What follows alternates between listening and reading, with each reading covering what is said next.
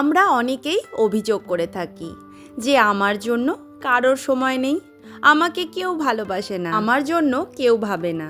আচ্ছা, আমরা এইটা কোনোদিন ভেবে দেখেছি আমরা আমাদের জন্য কতটা ভাবি সারাদিনে?